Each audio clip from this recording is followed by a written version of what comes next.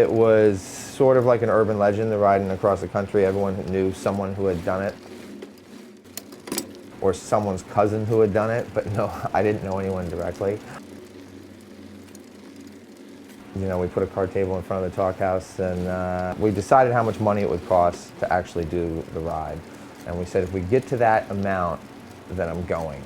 And I remember that night we got to that amount, it was kind of a, you know, crazy moment, because then I really realized I was going and it all became real.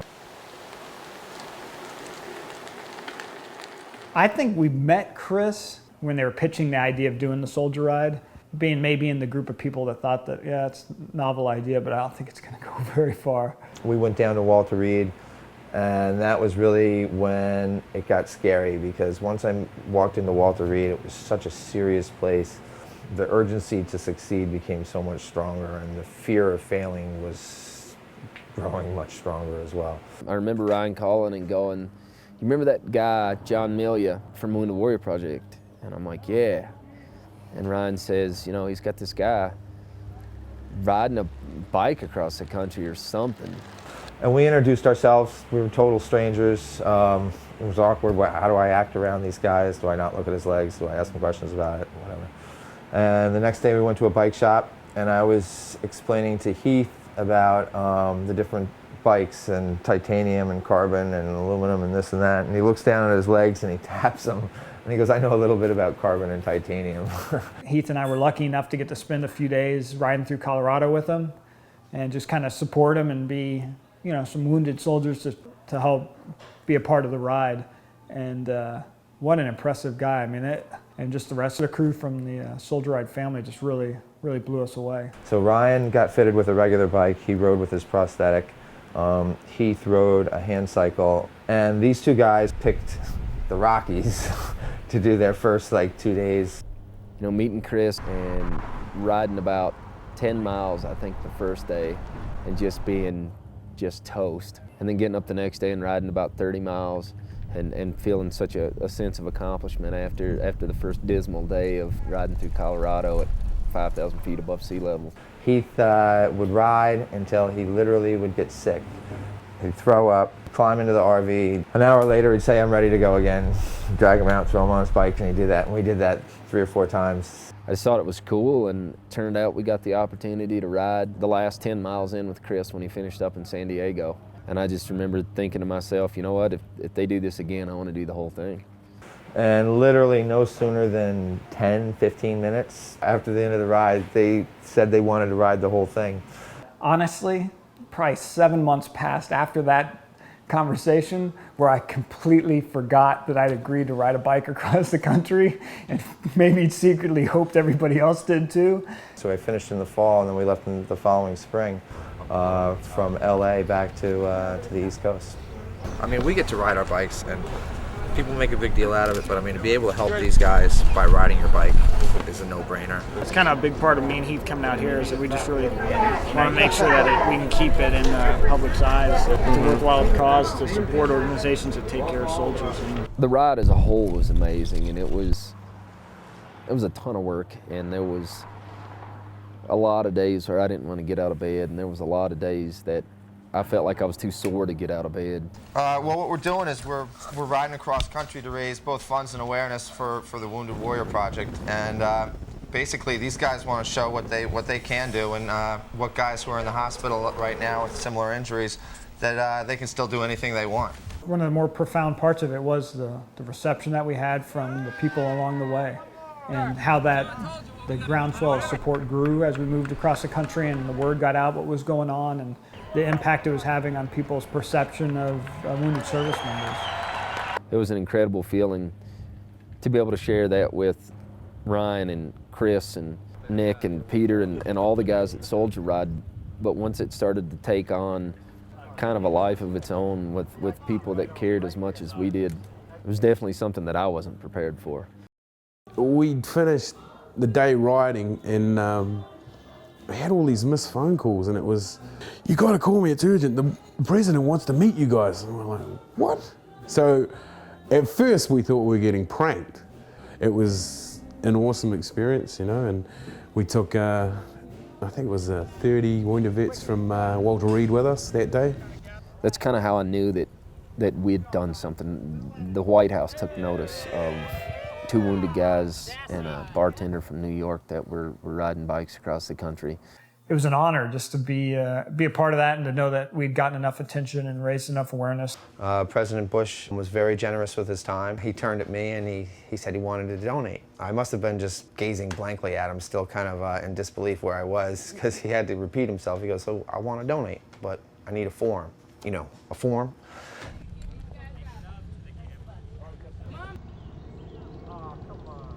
So I have a prosthetic leg, and I'm to the point where I can walk all the time, but I have this spot right here you can see that's it's not closing up. And there was a skin graft there, and that part died, or it just didn't take. So I told everybody, you know, I'm just going to come along, see what I can do, you know.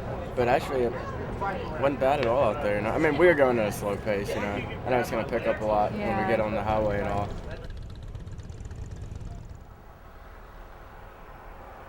Someone today would do a much better job of planning where someone's going to ride their first miles after losing a limb, and it wouldn't be through like back roads of Maryland and Pennsylvania. It was cruelly hilly. I mean, it was cruelly, insanely hilly. We had 12 people who hadn't really ridden before on bikes with prosthetics. For me, it was interesting because I got to watch the pupil become the teacher, so to speak. We're moving! Keep moving, ready. 2, 3. We already did something. 1, 2, 3. When we first set off, because Heath was in the hand cycle, how far we went each day was dictated by how fast he was riding. And then as soon as other soldiers started joining us, whether they had an arm prosthetic or seemed able-bodied or any amputations at all, it became the new guys. You know, how fast were they going to be?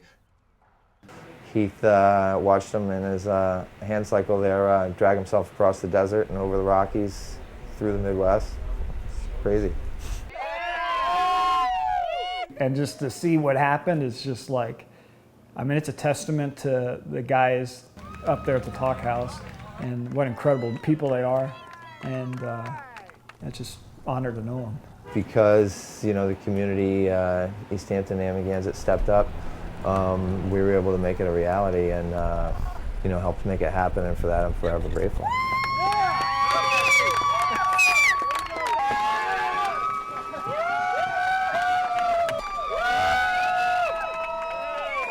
Chris Carney told a reporter that the most daunting part of that first ride was being alone. He said he'd only played team sports in the past. He wasn't used to a solo effort. But what Chris and others discovered is that when it comes to supporting our returning heroes, there's no such thing as going it alone. Along the way, he inspired people all across the country, and since then, more than 1,000 wounded warriors have joined soldier rides across America.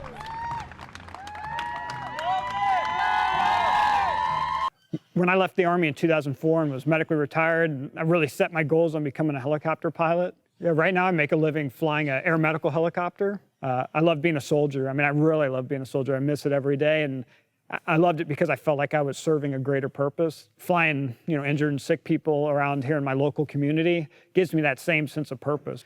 So I was medically retired in 2005. I learned of the U.S. Paralympics, which is just like the Olympics, but for athletes with disabilities, and kind of thought, if I make the Paralympics, I can go over and wear this USA uniform on my back and represent this country. I defended it over in Iraq, and just a very proud American every day, really. It was a long shot to make the team, but ended up making the Paralympic swim team. And then after the Paralympics in 2008, started to run. I knew I could swim, and thanks to Soldier Ride, and I knew I could ride a bike also. So I thought, well, why not put all three of those together and try a triathlon? I loved it. I loved the challenge of the swim, doing the bike and the run, doing all three of them, worrying about the different prosthetics you have to wear, and I was hooked. I started skiing directly after the injury. It was the first real thing that I did after I lost my legs that made me feel free again. One of my goals initially was to make the U.S. ski team. It's cool, and I really enjoyed winning the silver. It is tough though. I mean, I think we all wanted gold, and there's a little bit of that feeling like if I'd have just pushed a little harder, maybe I could have won it. My name's Eric Hunter. I served with 5th Special Forces. I was part of a 3-man mortar fire team, and we just go out on patrols and provide support however we could.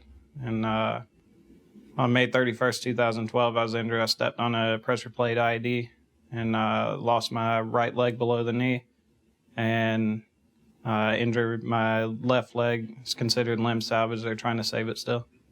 I want to bike across America because, you know, being down in Key West on this past soldier ride, it was my first ride that I've been on, first time on a hand bike.